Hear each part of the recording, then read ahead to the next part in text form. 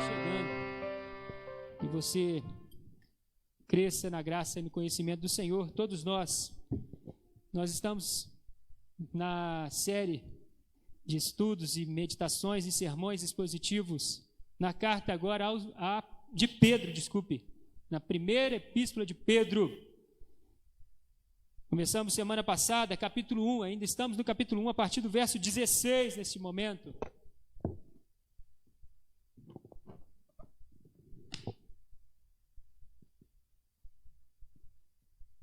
Primeira de Pedro, capítulo de número 1, verso 16. Deus abençoe nosso ministério de louvor. Temos sido tremendamente edificados pelas equipes do nosso ministério de louvor. Pela manhã já fomos extremamente abençoados, agora à noite também. E vamos agora ouvir o recado de Deus. Que alegria estarmos juntos, meus irmãos. Vamos à leitura. 1 de Pedro, capítulo 1. Versículo 13. Por isso, cingindo o vosso entendimento, sede sóbrios e esperai inteiramente na graça que vos está sendo trazida na revelação de Jesus Cristo. Como filhos da obediência, não vos amoldeis às paixões que tinhais anteriormente na vossa ignorância. Como filhos da obediência, não vos amoldeis às paixões que tinhas anteriormente na vossa ignorância. Pelo contrário, segundo é santo aquele que vos chamou, tornai-vos santos também vós mesmos em todo o vosso procedimento. Porque está escrito: sede santos, porque eu sou santo. Ora, se invocais como Pai aquele que sem acepção de pessoas julga segundo as obras de cada um, portai-vos com temor durante o tempo da vossa peregrinação, sabendo que não foi mediante coisas corruptíveis, como prata ou ouro, que fostes resgatados do vosso fútil procedimento que vossos pais vos legaram, mas pelo precioso sangue, como de cordeiro sem defeito e sem mácula, o sangue de Cristo, conhecido, com efeito, antes da fundação do mundo, porém, manifestado no fim dos tempos por amor de vós, que por meio dele tendes fé em Deus, o qual o ressuscitou dentre os mortos e lhe deu glória, de sorte que a vossa fé e esperança estejam em Deus. Amém. Até aqui por enquanto. Pedro, dando continuidade ao seu ensinamento, primeiro capítulo dessa carta, ele começa dizendo: por isso, cingindo o vosso entendimento, sede sóbrios. E lá na frente ele diz assim: sede santos, porque eu sou santo. O tema do sermão da noite deste dia é: sede santos, porque eu sou santo. Quem escreve essa carta, meus irmãos, nós já vimos, e está claro, a primeira palavra dessa carta é Pedro. Pedro, apóstolo Pedro. Sim, o Pedrão, que foi transformado pelo poder de Deus, trabalhado pela graça de Deus, amoldado, que teve a sua vida lapidada pelo poder de Deus, por Cristo Jesus. Eu não sei se você lembra das histórias de Pedro. Pedro é aquela figura dos discípulos, talvez mais emblemática, que era afoito, que era animado, que era disposto a qualquer coisa, que foi aquele corajoso que Senhor Jesus, se o Senhor está andando sobre as águas, eu também quero andar. Você lembra das histórias de Pedro? Você lembra que quando ele viu e percebeu, passou a perceber a força do vento naquele episódio, andando por sobre as águas, ele reparando, o texto fala assim, reparando, tirando os olhos de Cristo e reparando na força do vento, ele começou a afundar. Na mesma hora ele não perdia tempo: Senhor Jesus, Me acode. Então, uma pessoa que não tem receio, uma pessoa transparente, Pedro era assim, cheio de falhas e defeitos como eu e você, e que foi lapidado pelo poder de Deus, transformado pela graça de Deus, que no último instante, quando Jesus foi preso, mesmo depois de ter declarado verbalmente, com tanta ênfase, dizendo que ele nunca trairia o Senhor Jesus, que todos poderiam fazer isso, mas ele não. Quando a coisa apertou, ele viu que Cristo seria crucificado, ele viu que Cristo não tinha muita saída para aquele momento, ele negou Jesus por 3 vezes. É este Pedro, que foi trabalhado por Deus. E agora ele conclama a mim e a você. Ele conclama aqueles que ele escreveu primeiramente essa carta, esse pessoal da dispersão, os judeus, cristãos que estavam dispersos. Ele conclama a cada um de nós: sede santos. Ele começa esse segundo parágrafo aqui, terceiro na verdade, né? Tem a introdução, primeiro parágrafo, e aí no terceiro, quando ele começa, ele diz assim: por isso. Ele usa uma conjunção conclusiva.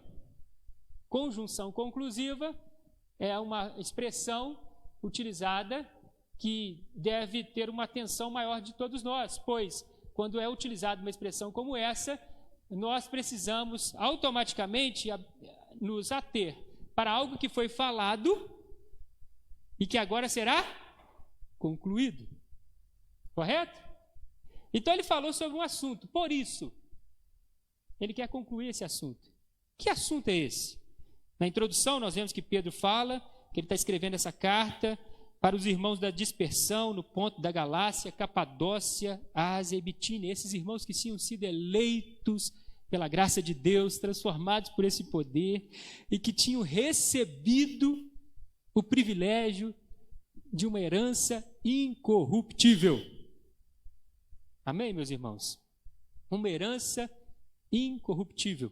Olha o que ele diz: bendito o Deus e Pai de nosso Senhor Jesus, que segundo a sua muita misericórdia, nos regenerou para uma viva esperança, mediante a ressurreição de Jesus Cristo dentre os mortos, para uma herança incorruptível, sem mácula, imaculada, sem defeito, sem nenhum erro, imarcessível, reservada nos céus para vós outros. Então é para esse grupo de pessoas que ele está falando, dizendo que essas pessoas, que apesar de terem recebido essa viva esperança, no presente momento, estavam enfrentando algumas dificuldades, estavam enfrentando uma série de problemas, estavam enfrentando perseguições. Muitos perderam emprego, muitos foram presos e alguns torturados, mortos, por causa do Evangelho. E aí Pedro fala com esse povo que foi eleito, que recebeu uma herança incorruptível, imarcessível, sem mácula, ele diz assim: nisto exultais, embora no presente, por breve tempo, se necessário, sejais contristados por várias provações. Esse foi o nosso assunto de semana passada. Temos provações, mas não podemos glorificar, porque é por breve tempo. Vai acabar, vai passar. E aí ele começa o assunto de hoje dizendo: por isso, nós que fomos chamados, nós que fomos eleitos, nós que recebemos uma herança imaculada, incorruptível, que temos passado por luta sim, mas temos sido guardados pelo poder de Deus, numa viva esperança, devemos fazer o quê? Cingindo o vosso entendimento, sede sóbrios e esperai inteiramente na graça que vos tem sido trazida na revelação de Jesus Cristo. Como filhos da obediência, não vos amoldeis às paixões que tinhas anteriormente. Pelo contrário, segundo é santo aquele que vos chama, tornai-vos santos. Podemos então, meu irmão, minha irmã, perceber que após esse anúncio do que Cristo fez por nós, Pedro agora vai falar do que Cristo requer de mim e de você. Cristo fez algo que nenhum de nós poderíamos fazer. Ele morreu, ressuscitou, pagou o preço pelo nosso pecado, nos regenerou, nos escolheu nele, antes da fundação do mundo. Tudo isso ele fez para que eu e você agora nos tornemos santos. Este é o propósito. Então ele parte para um assunto prático. Ele vai falar agora de questões práticas do cristianismo. Ele vai falar de uma viva esperança. Viva esperança, meu irmão, não é um desejo. O que é um desejo? A gente confunde desejo com esperança. A gente tem dificuldade com essas palavras, porque tudo para a gente é esperança, né?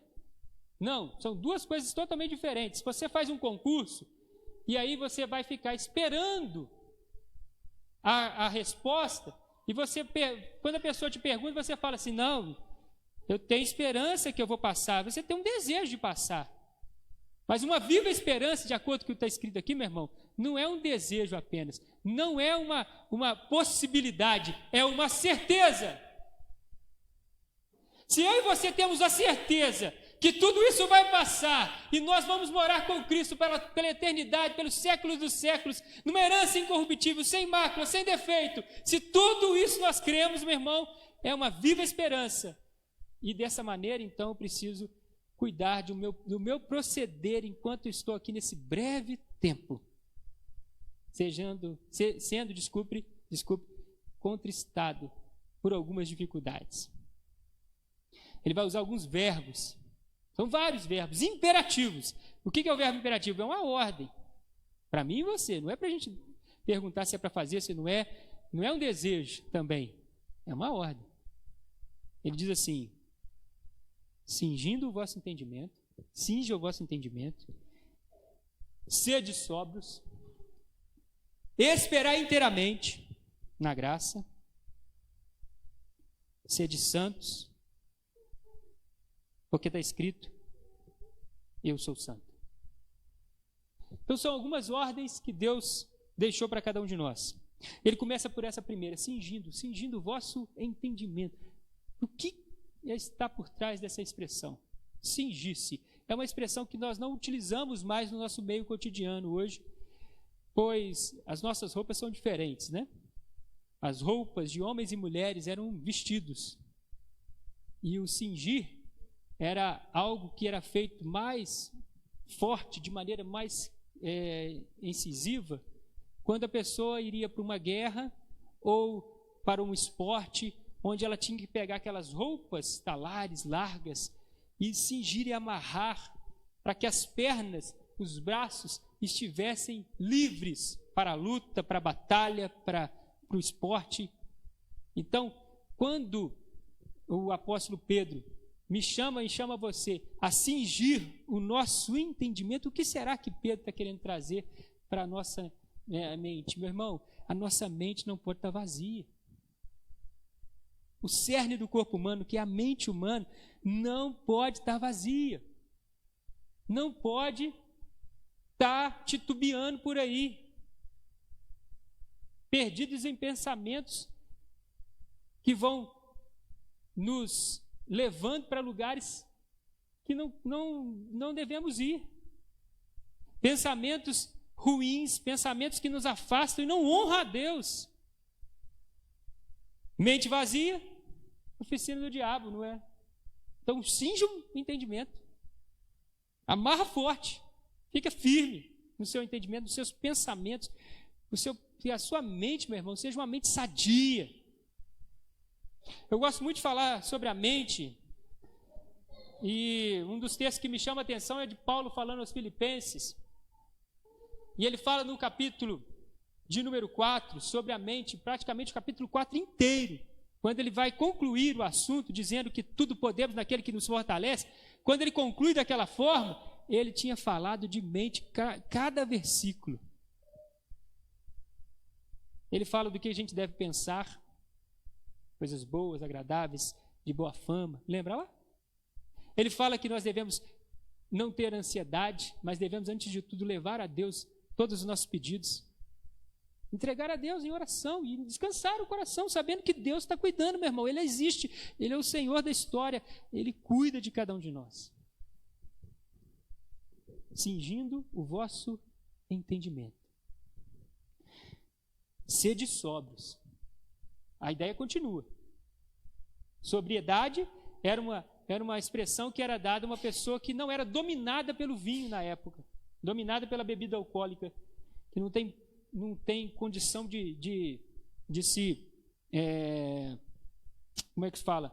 Se conduzir depois que bebe. Então, meu irmão, é uma ideia de que eu e você precisamos andar de maneira sóbria. E ele fala mais, esperando inteiramente na graça. Inteiramente na graça de Deus, que é maior do que tudo que nós podemos imaginar e pensar. A graça de Deus, ela é um favor imerecido, eu e você não mereci, e Deus está dispondo a cada um de nós a sua graça. Espera nela, descansa nela. Que a sua mente, meu irmão, então seja uma mente voltada para Deus, como filhos, que vos está sendo trazida na revelação de Jesus Cristo, como filhos da obediência. Nós não podemos nos amoldar, é uma expressão que é utilizada para fazer réplicas, moldes. Então nós não podemos replicar, amoldar, tomar a forma de quê? Das paixões que tinhais anteriormente, na vossa ignorância. Essa ignorância aqui não tem a ver com a cultura, se a pessoa tem pouca cultura ou muito, não, é ignorância de entendimento fraco mesmo a pessoa sendo talvez muito culta, ela é ignorante. Já viu gente assim? Não tem sabedoria, talvez inteligência no sentido de alguma capacidade. Não, nós não podemos ser ignorantes, nós não podemos nos amoldar às paixões anteriormente que dominavam nossa vida. Nós já fomos transformados. A Bíblia fala que aquilo já se tornou prática do passado. E se tornou prática do passado, como que nós podemos continuar vivendo da mesma forma? O que roubava, não roube mais. O que mentia, não minta mais. O que dava falso testemunho, não dê mais falso testemunho. O que andava em procedimento ruim, carnal, não viva mais dessa maneira. Viva em santo procedimento. E aí, o versículo 16 vem, e versículos 15 e 16 vem trazendo de fato qual é o ensinamento que Pedro quer que eu e você tenhamos. Pelo contrário, segundo é santo aquele que vos chamou, tornai-vos santos, também vós mesmos, em todo o vosso procedimento, porque está escrito, sede santos, porque eu sou santo. Pelo contrário. Então Pedro vai concluir esse primeiro ensinamento dizendo o seguinte: por que eu tenho que ser santo? Sabe por quê? Porque o Deus que eu sirvo é santo. O rei que agora reina sobre a minha vida e controla meu ser, meu entendimento e minhas emoções é santo. Então eu preciso ser santo como ele, eu preciso ser parecido como ele, eu preciso ser um súdito deste reino, santo como ele é. Como ele é. É um assunto, meu irmão, que de fato vai mexer com nossa maneira de viver nessa terra. É difícil, não é fácil. Se você analisar o que Paulo escreveu aos Gálatas, ele vai dizer que isto é uma guerra. Pois a nossa carne milita contra a nossa carne vai militar contra o Espírito de Deus que em nós habita, que somos cristãos.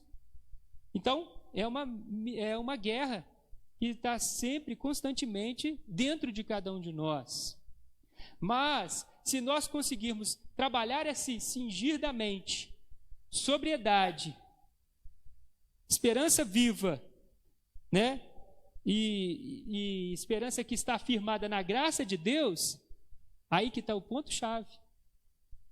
Não sei se você conseguiu compreender. É um assunto que eu e você não temos condição nenhuma, mesmo sendo já salvos, de vencer. Não é uma questão de que eu vou lutar com as minhas forças, não. Eu tenho que esperar inteiramente na graça. O Deus que me chama à santidade é o mesmo Deus que me diz assim: eu vou te ajudar, porque sem mim nada podeis fazer. Começamos o culto falando esse texto de Jesus, né, falando por João capítulo 15. Então espera na graça, confia na graça, ore pela graça. Você quer ser mais parecido com Cristo? Você quer ser uma pessoa, um homem, uma mulher cheia da graça, do conhecimento, do poder de Deus? Espere na graça, se entregue à graça. Entendendo, meu irmão, que começa aqui a vitória. Porque é aqui que vai comandar o restante do corpo. Não podemos deixar a nossa mente se esvair nos sentimentos e paixões carnais. Nós não podemos. Então, Pedro começa a tratar desse assunto prático do seu primeiro capítulo da carta, dizendo: sede santos, esperando na graça, inteiramente.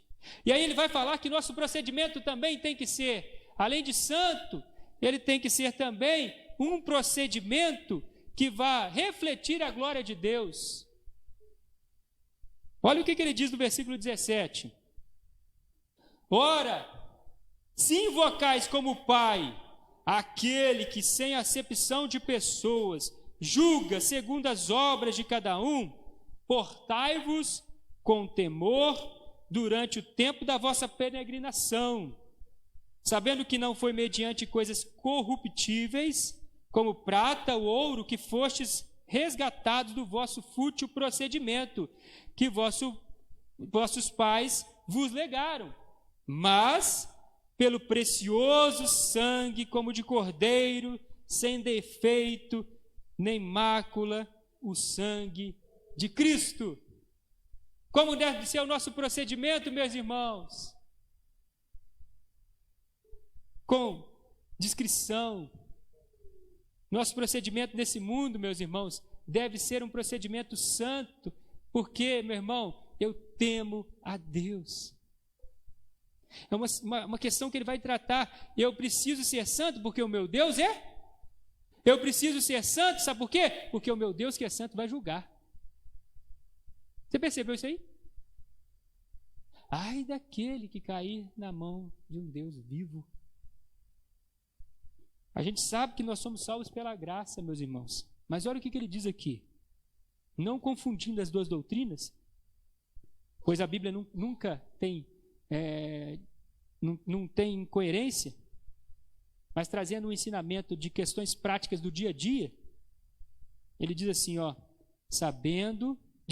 verso 17. Ora, se invocais como Pai aquele que sem acepção de pessoas julga segundo as obras de cada um. As obras de cada um. Como isso, meu irmão? Como nós vamos entender isso? Se nós somos salvos não pelas nossas obras, mas pela graça. Mas as nossas obras ainda continuam imperando nas decisões da nossa vida e vão também trazer consequências para a nossa vida neste mundo.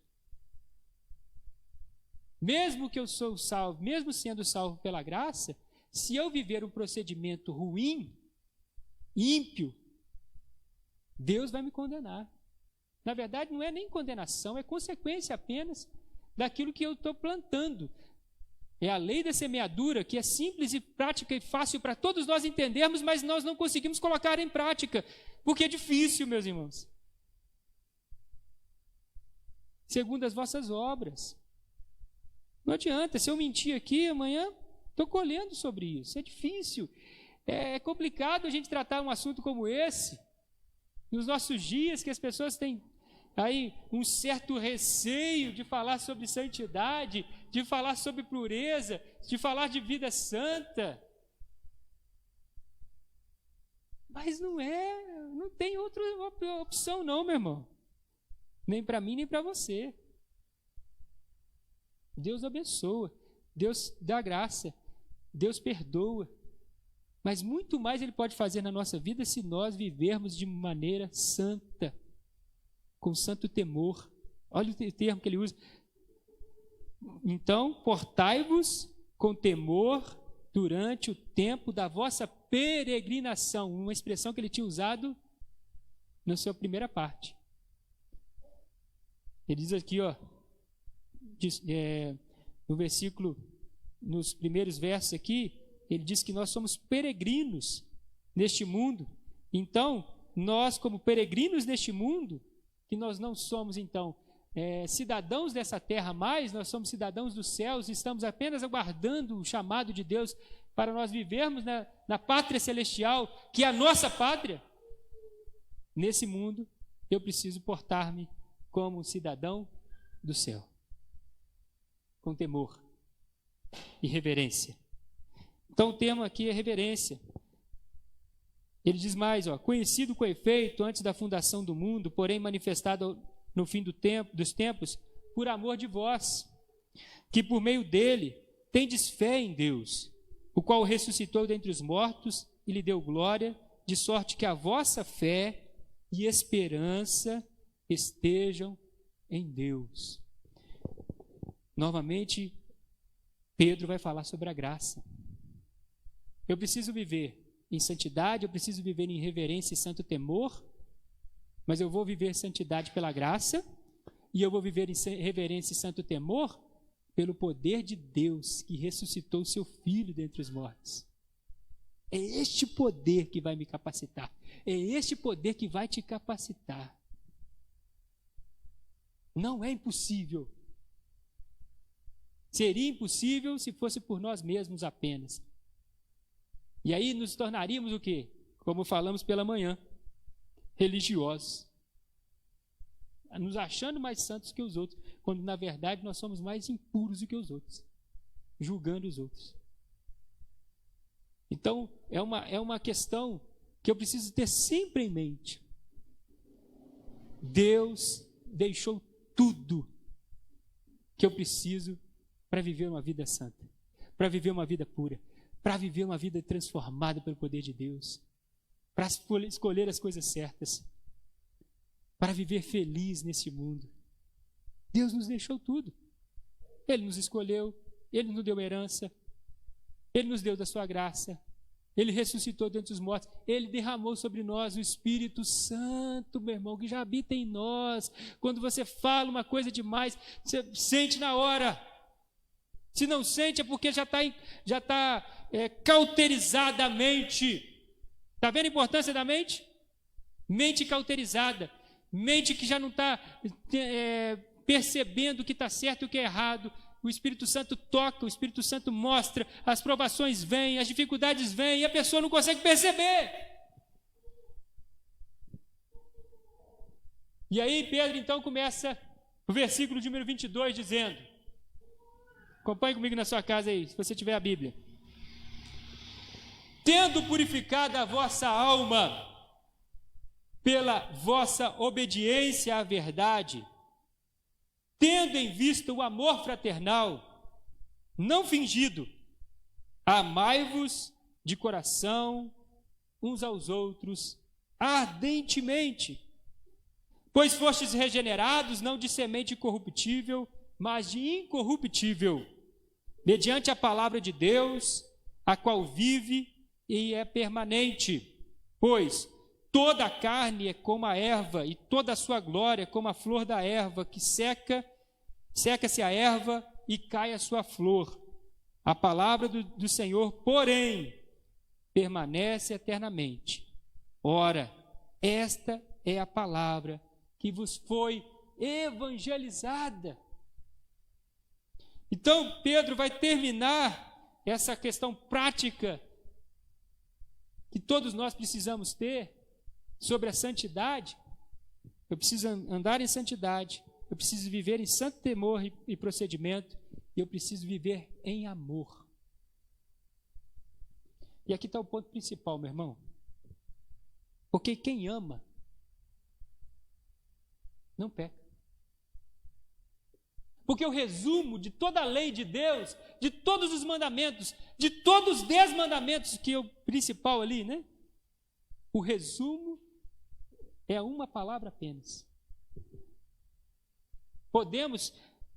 Eu sei que não dá para a gente concluir somente com essa palavra, porque amor fica muito subjetivo, não é verdade? Mas se formos analisar, todo o resumo do mandamento de Deus, a lei de Deus é uma: amar.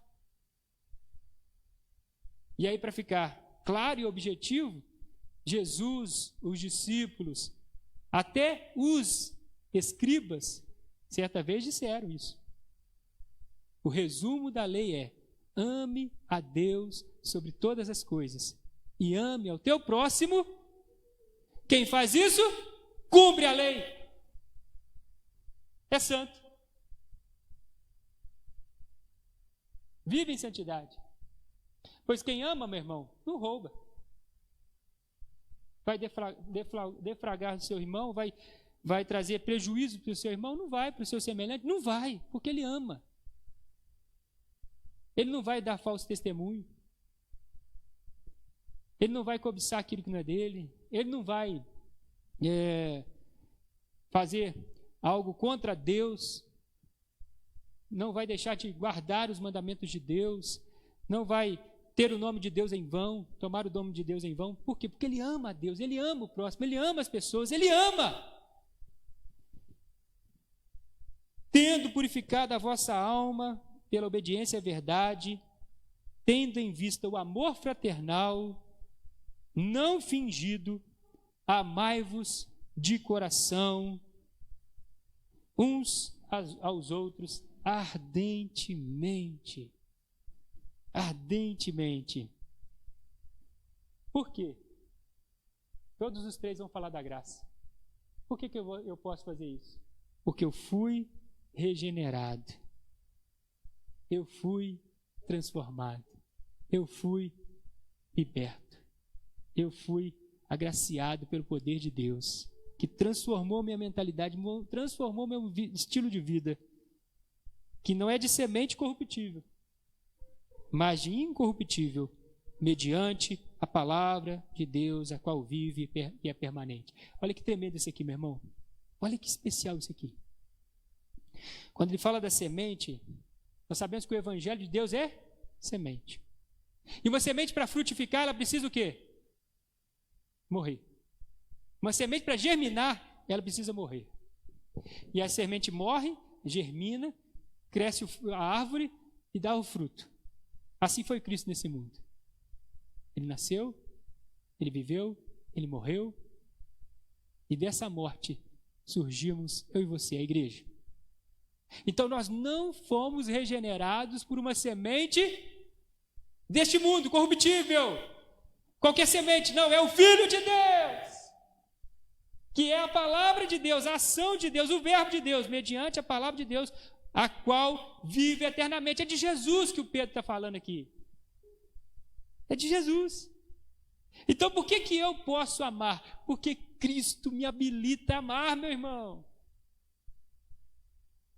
Porque eu fui transformado e regenerado por esse poder. Então, se eu não amo, eu não conheço a Deus. Lembra que João fala isso várias vezes na sua primeira carta? Quem não ama não conhece a Deus, pois Deus é amor. E se nós somos nascidos de Deus em Cristo, nós amamos. Nós amamos. E olha o que ele diz mais: a palavra do Senhor, porém, permanece eternamente. Esse verbo de Deus que habita em nós, que germinou no nosso coração, nasceu e trouxe uma nova vida para todos nós, para mim e para você, vive eternamente. Há possibilidade, meu irmão. Não é um assunto ruim que vai trazer prejuízo para mim, muito menos um assunto impossível, porque a graça de Deus me habilita a amar e a ser santo, e a viver de santo temor. Ora, esta é a palavra que vos foi evangelizada, meus irmãos. Esta é a palavra que nos foi evangelizada. É uma viva esperança. Assim nós devemos viver, meus irmãos. Assim nós devemos caminhar nesse mundo, crendo, vivendo pregando, falando, amando a Deus, amando as pessoas que estão ao nosso redor. O mundo precisa disso, meu irmão. E sabe o que o Evangelho diz? Nosso Senhor Jesus disse? Esse mundo iria crer em Deus a partir do momento que a igreja de Cristo fosse uma, amasse uns aos outros. Enquanto todos estão pensando somente em si, enquanto as pessoas estão se degladiando, porque eu penso desse jeito, o outro pensa daquele jeito, eu não posso ter convivência com ele. Por quê? Quem disse?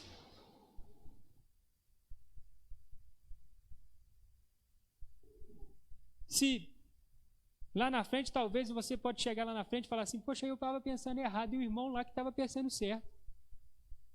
Santa ignorância. Viveu degladiando, brigando com uma coisa que não estava nem certa. Por isso que ele diz aqui, nós não vivemos em ignorância. Sabedoria, meu irmão. Sabedoria.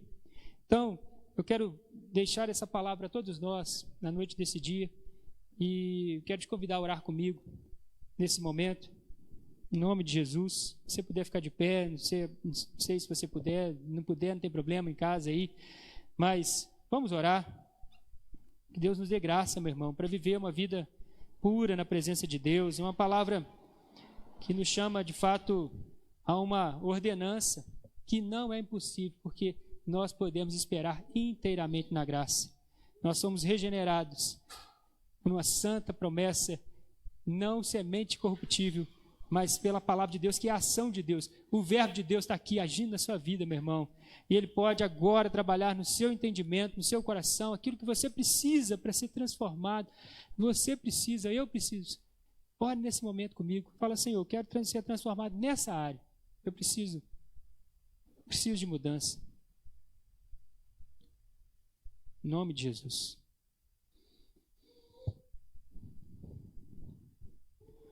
Santo Deus, eterno Pai, nós estamos, ó Pai, diante do Senhor nesse momento. Sabemos, ó Deus, que somos falhos, pecadores, imperfeitos, vivemos num mundo pecaminoso, complicado.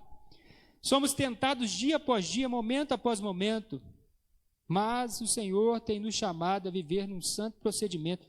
Este é o nosso alvo, nós não podemos baixar o alvo, Pai. E nós precisamos lutar por esse alvo, não por nós mesmos, ó Pai, mas esperando inteiramente na graça de Deus, que nos habilitou a amar. E se nós formos habilitados a amar, nós podemos fazer diferente, nós podemos viver diferente, nós podemos viver uma vida que agrada ao Senhor e que, de fato, influencia este mundo. Pois uma vida santa vai influenciar outros. Vai mostrar em cartas vivas o Evangelho do Senhor para pessoas que talvez não leiam a Bíblia. Mas nós, como cristãos, podemos ser a Bíblia que o mundo não está lendo, mas ele pode ler através de nós, do nosso santo procedimento. Que o Senhor nos ajude, Pai.